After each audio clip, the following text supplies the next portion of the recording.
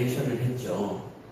과거에는 하나님을 알았고 죄를 지었고 회개했고 어떻게 보면 굉장히 쉬웠어요. 그렇죠? 근데 요즘은 하나님도 모르고 죄도 모르는 상태에서 회개를 요구하니까 참 믿기가 힘들어요. 그래서 우리가 신앙생활 하면서 하나님을 믿지 않는 사람들에게 조금 더 배려와 아량을 베풀어야 된다라고, 자비를 베풀어야 된다라고 생각을 하는 거예요. 이 자비라고 하는 것은 뭡니까? 역지사지. 그 사람 편에서 한번 생각해 보는 거예요. 우리는 이제 하나님을 알았어요. 하나님의 은혜로 성령을 통해서 우리가 하나님을 알았습니다. 그러니 우리는 회개할 수 있고 또 우리가 하나님께 한 걸음씩 더 나갈 수 있는데, 하나님을 아직 모르는 저들은 회개할 것이 없어요. 죄가 뭔지를 모르기 때문에. 그래서 저들에게 죄를 알려주고 또 하나님을 알려주고 그들이 회개할 때까지 기다려주는 그 일이 우리의 수고고 또한 우리의 자비와 배려다라고 생각을 합니다. 그래서 오늘 사도신경 6번째 마지막 시간입니다.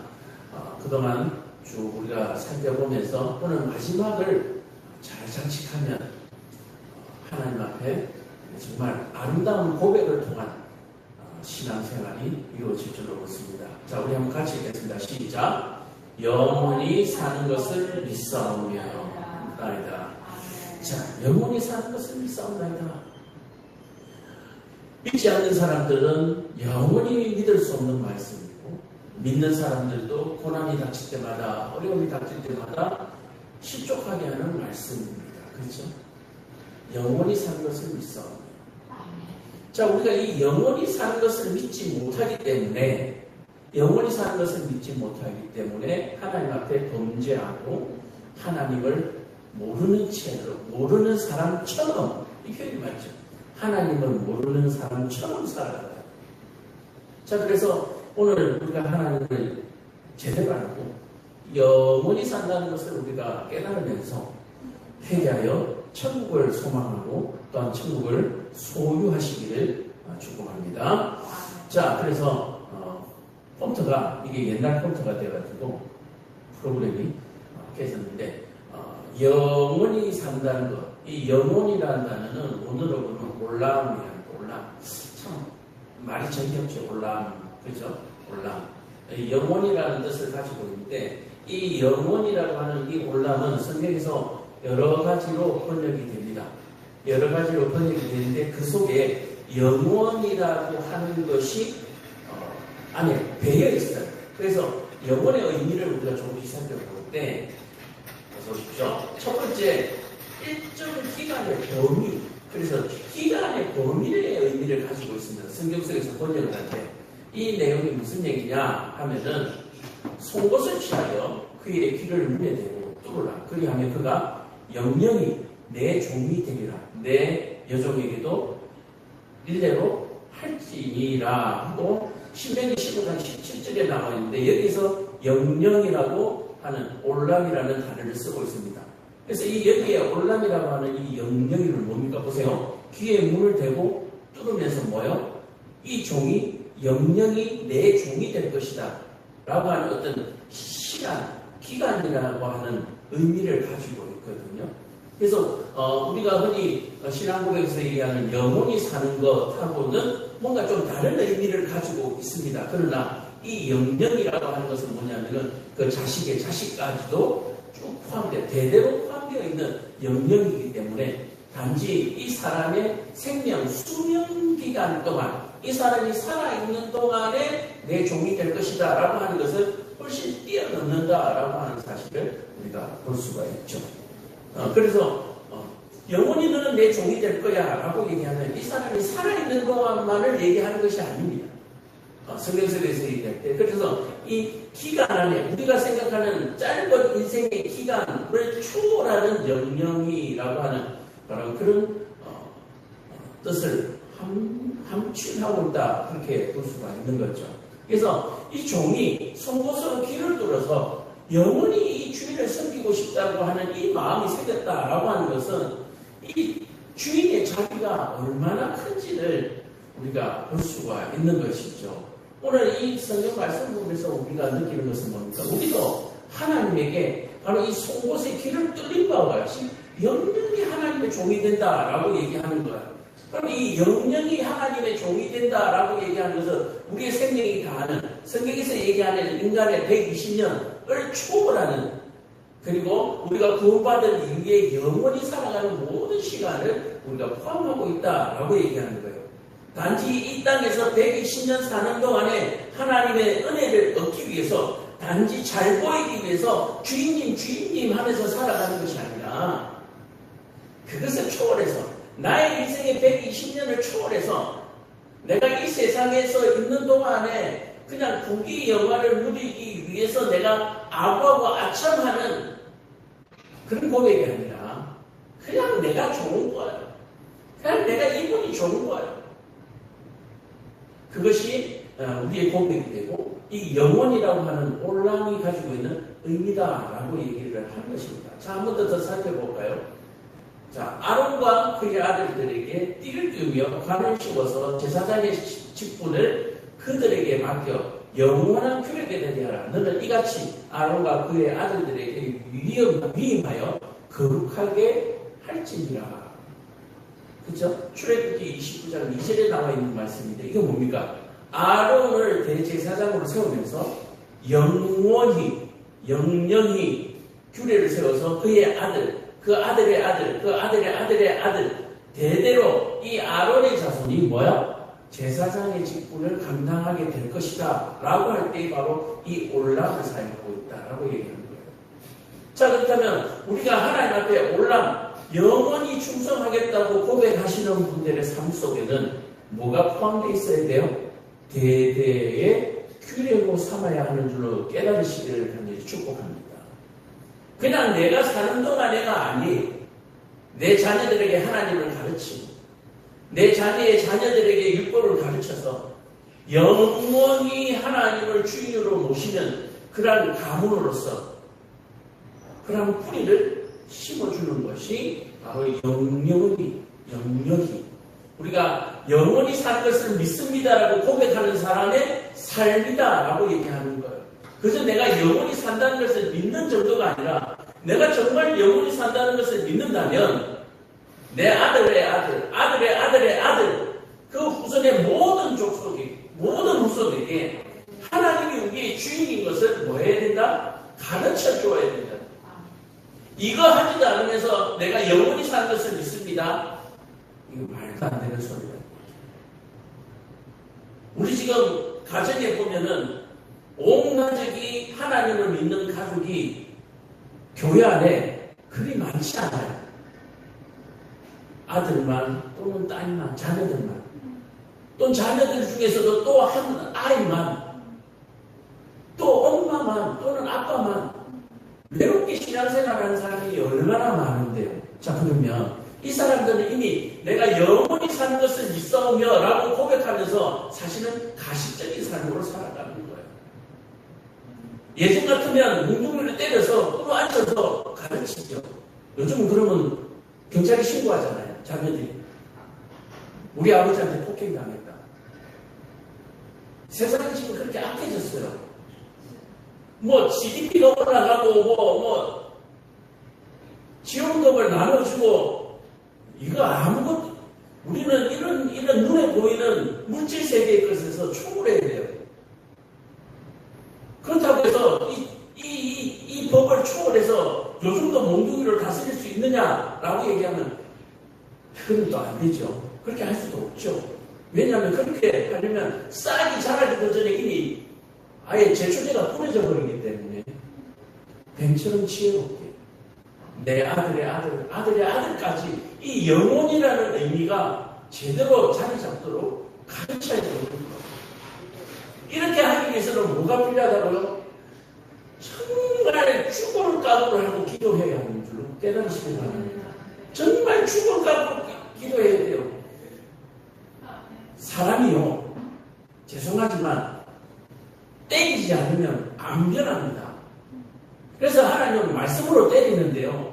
하나님의 말씀은 채찍이 되고 몽둥이가 되기 때문에 가능하지만 우리는 안 그렇잖아요. 우리는 하나님이 아니잖아요. 그러면 내가 하나님의 말씀이 되려면 어떻게 돼야 돼요? 내가 말씀이 돼야 돼요. 내가 정말 하나님 앞에 말씀 앞에 무릎 꿇어서 내가 정말 하나님의 말씀이 돼야 됩니다. 예, 공부 열심히 해. 엄마는 학교 다닐 때, 아빠는 학교 다닐 때 몇 등 했어? 공부 잘했어? 요즘 그렇게 따지잖아요. 왜 엄마 아빠도 못 해놓고 나보고 하라고 하냐고. 공부 잘했어 그러면 증거 대라고. 성적표 떼가오라고. 그렇죠? 이건 안 되는 거예요. 우리는 하나님의 말씀이 될 수 없기 때문에 아무리 훈육하고 경계를 줘도 우리 자녀들은 변하지 않습니다. 그럼 뭐요? 우리가 말씀이 되고 그냥 그들의 걸음이 돼야 돼요. 그래서 우리나라 모든 나라의 부모들이 마찬가지지만 헌신적인 삶을 살아가는 이유가 하나님께서 그렇게 하도록 만들어 놓으신 거예요. 너희가 걸음이 되지 않으면 너희 자녀들은 싹이 틀 수가 없다고 하는 거예요. 근데 요즘 어떻습니까? 마이라이프라고 그러죠. 부모가 되고 나서도 마이라이프를 얘기합니다. 나도 내 생각이 필요하다는 거예요. 나도 여자로서의 삶이 필요하고 나도 사회적 명성을 얻어야 된다라고 얘기하는 거예요. 가정이 깨졌죠. 가정이 파괴됐습니다. 부모가 같이 살지만 가정이 아니에요. 왜냐? 서로 다른 뜻을 쫓아서 살아가고 있기 때문에. 저 어릴 때는 오리촌이라고 있었어요. 오리촌이 뭔지 아세요? 오리 많이 키우는 동네 아니에요. 한 지붕 밑에 50가구, 60가구가 사는 거예요. 북한에 직접 봤죠. 닭장처럼 한 지붕 밑에. 그런 집들이 오리촌입니다. 그런 오리촌이 있었어요. 그런 집은 워낙 가난하기 때문에 나무를 떼서 밥을 해놓고 근데 어느 날 갑자기 가스가 공급되기 시작했어요. 이 닭장 오리촌에 가스가 공급됐을 때 어떤 사건이 발생하겠어요? 한 집이 홀랑타면 다 날아가는 거예요. 그래서 한 지붕 밑에 여러 가족이 살면 그만큼 위험 부담이 큰 거예요. 지금 우리나라 가정에는 다 오리촌이 되고 있어요. 작은 방에 있는 아이들과 안방에 있는 부모들이 서로 다른 생각을 하고 살아가고 있습니다.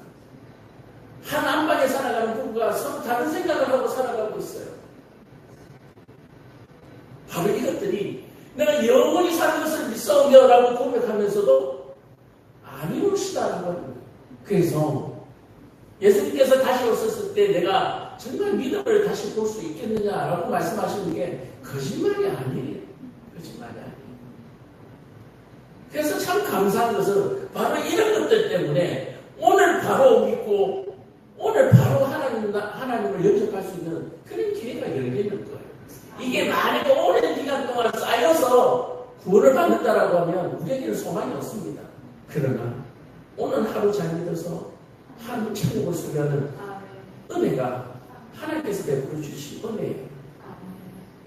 예수님 십자가에서 그것을 우리에게 직접 보여주셨잖아요. 한편에 있는 강도가 그 예수님 십자가에 달려서 이제 곧 죽을 예수님을 믿어요. 엄청난 사건입니다. 황금옷을 입고 지팡이와 막대기를 쥐고 거리를 활보하시는 그런 예수님을 만나도 믿을까 말까인데 십자가의 모시 앞에서 지금 이제 곧 죽을 예수님을 당신은 하나님이라고 믿는 그것은 엄청난 사건이고 이것은 하나님이 우리를 주장하신다. 하나님이 우리를 사랑하신다. 라고 얘기합니다. 또 한번 볼까요?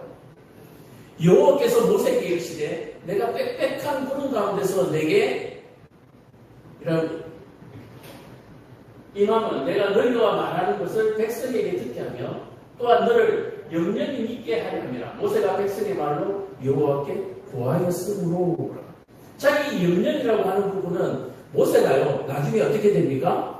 가나안 땅에 들어가지 못하고 느보산 꼭대기에서 가나안 땅을 바라보고 죽습니다.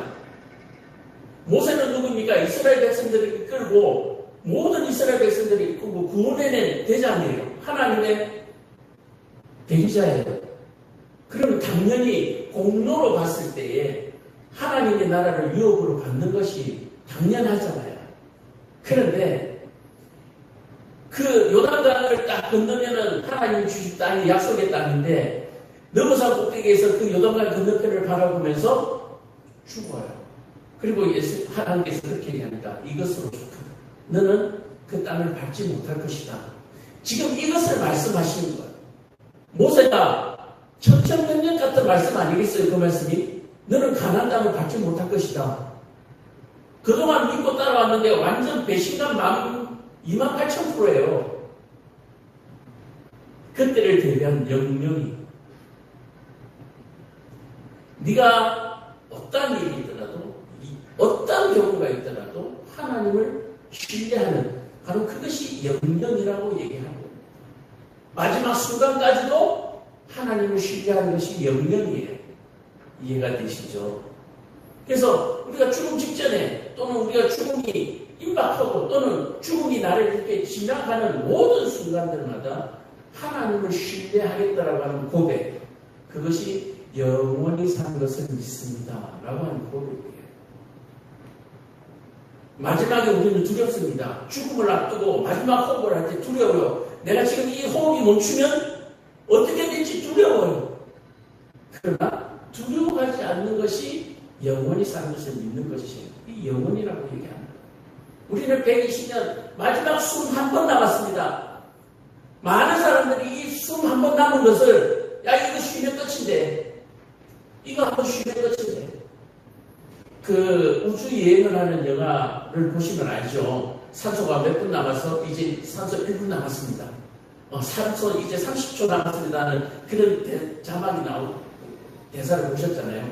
그러면 어떻게 됩니까? 사람들이 숨을 한 번이라도 더 쉬려고. 근데 이렇게 하지 않는 것이 그냥 편안하게 호흡하는 것이 영원히 사는 것을 믿는 것이다 라고 얘기합니다. 자, 그 다음에 앞에는 어떤 120년이라는 인간 수명 한계 내세의 시간을 얘기한다면 이 영원히는 긴 시간의 의미를 또한 포함하고 있습니다. 그 아비에게 기름을 부은 같이 그들에게도 기름을 부어서 그들로 내게 제사장 직분을 행하게 하라. 그들이 기름 부음을 받은 즉 대대로 영영이 제사장이 되리라. 앞에 우리가 봤던 그 짧은 아론의 어떤 120년 기간 동안에 아들들에게 전해야 되는 어떤 그런 부분들이 있다면 이것은 하나님께서 어떻게 하겠다? 그렇게 하도록 하시겠다라고 하는 거예요. 아론의 아들들에게 계속해서 제사장 직분을 이어가도록 내가 하겠다라고 하는 거예요. 그게 규례예요. 그것을 누가 대신하지 못하게 하는 거예요. 이 영혼이라고 하는 것에는 어떠한 개입도 허락하지 않습니다. 내가 영원히 하겠다라고 하면 끝이에요. 그러므로 하나님께서 영원히 너가 나와 나무에 함께 있겠다라고 말씀하시면 그것을 누구도 방해할 수 없고 그것을 누구도 개입해서 부정하게 할 수 없다라고 얘기하는 거예요. 그래서 이 영원이라고 하는 것은 긴 시간의 의미 속에 절대적이라고 얘기하는 거예요. 절대적. 출애굽기 40장 15절에 하나님께서 아론의 자손들에게 얘기하신 이것은 이스라엘 모든 백성에게 뭐요? 구름 속에 빽빽한 곳에서 말씀하신 이유가 모두를 믿게 하려 함이라 하신 그 말씀처럼 하나님께서 내가 모든 것을 주장하고 개입한다. 자, 그러므로 이스라엘의 하나님이 나 여호와가 말하노라. 내가 전에 내 집과 내 조상의 집이 내 앞에서 영영히 행하리라 하였으니 이제 나 여호와가 말하노니 결단코 그렇게 아니하리라. 나를 존중히 여기는 자를 내가 존중히 여기고 나를 멸시하는 자를 내가 경멸히 여기리라. 자, 그 누구도 하나님의 개입하신 모든 것에 반대하지 못하도록 개입하지 못하도록 하셨지만 이제 하나님께서 마음을 바꾸셨어요. 긴 영혼이라고 하는 것을 어떻게 해요? 이제 차별 취급하겠다라고 얘기하는 거예요. 차별 취급. 영혼이를 누군가에게는 주고 누군가에게는 주지 않겠다라고 얘기하시는데 그것이 뭐냐면은 나중에 궁극적으로 얘기하면 죄에 대한 부분이지만 죄인에게는 영혼이 없고 의인에게는 영원이 있다라고 얘기를 하는 거예요. 그래서 나를 존중히 여기는 자, 나를 존중히 여기는 자는 뭡니까? 하나님의 말씀을 순종하는 자들을 존중히 여기는 거예요. 나를 존중히 여기지 않는 자, 나에게 반역하는 자들에게는 내가 경미할 것이다. 다시 말해서 영원이라고 하는 긴 시간을 내가 허락하지 않을 것이다.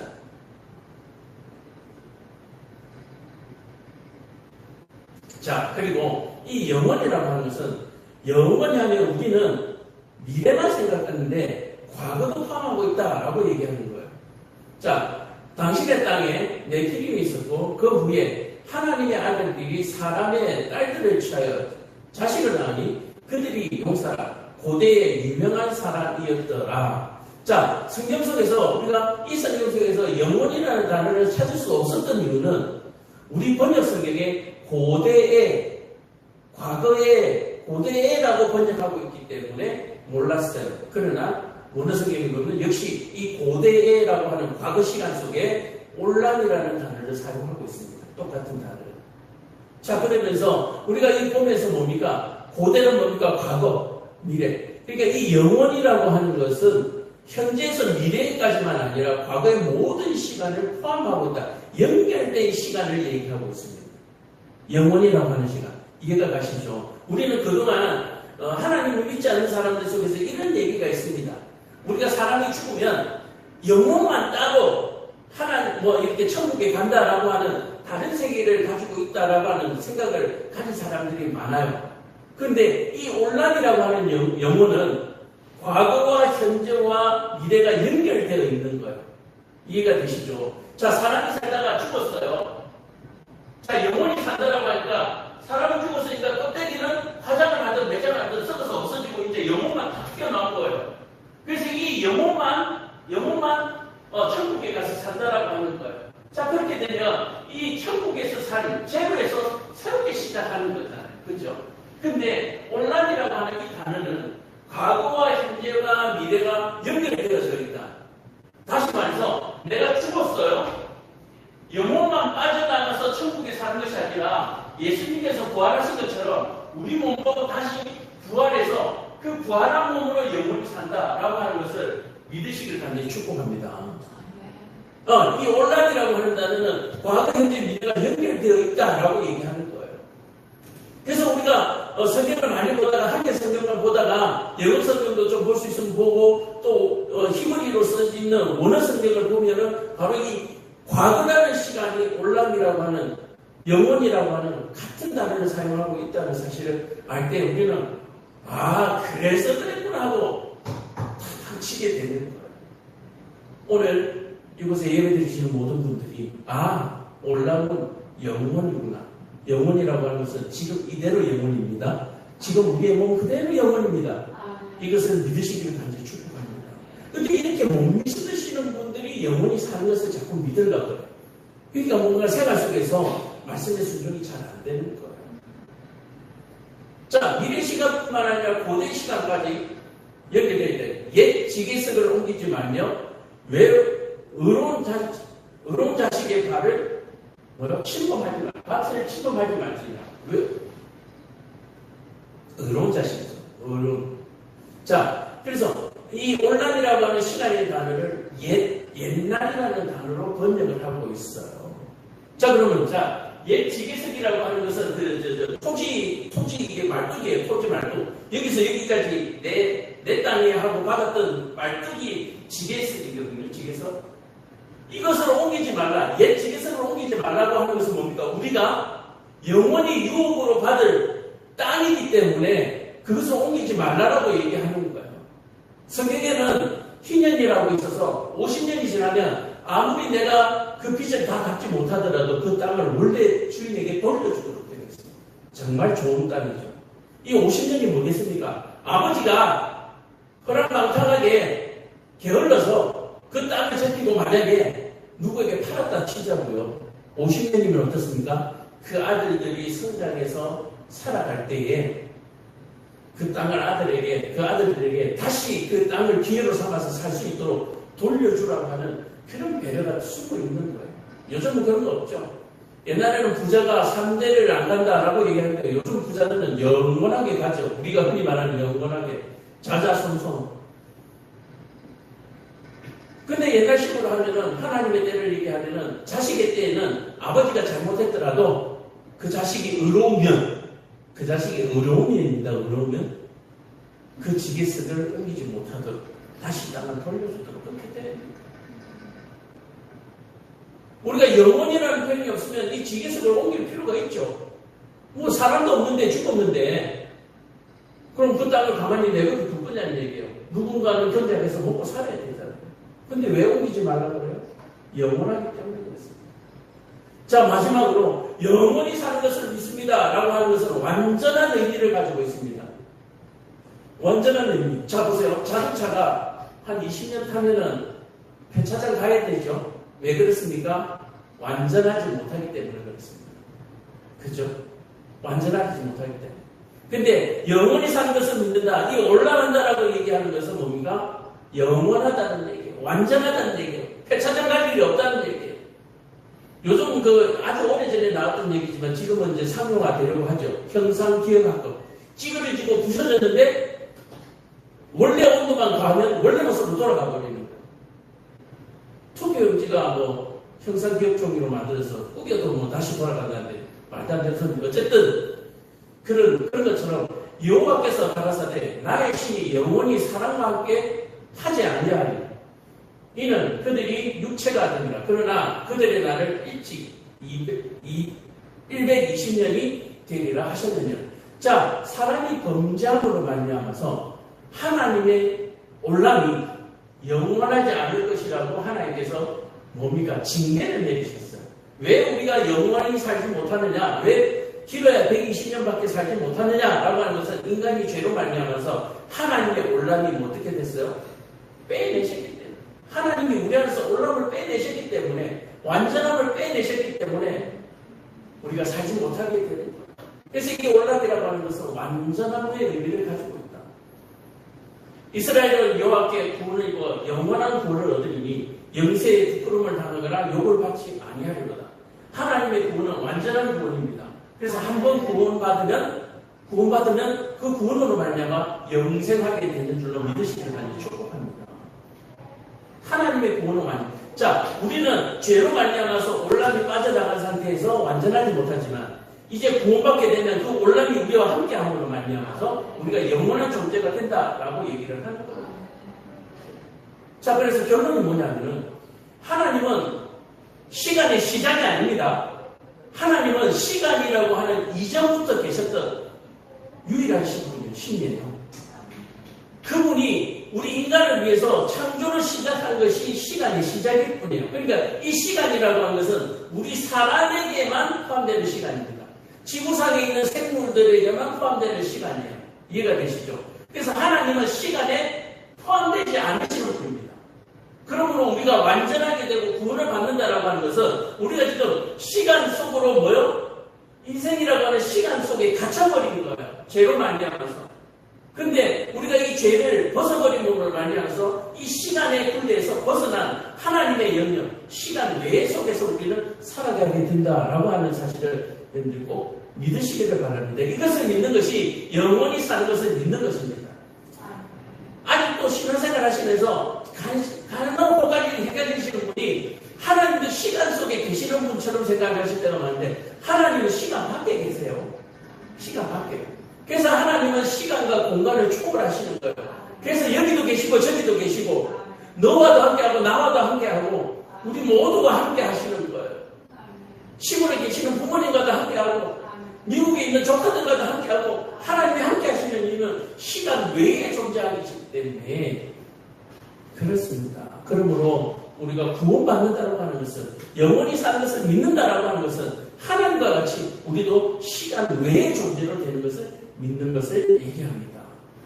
그러나 우리가 이 시간 속에서 갇혀있기 때문에 이 모든 것이 죄이기 때문에 오늘 제가 여러분들과 계속해서 설교하고 있는 회개하라 천국이 가까웠느니라. 회개 이외에는 우리가 시간을 초월할 수가 없는 거예요. 하나님과 가까워질 수가 없는 거예요.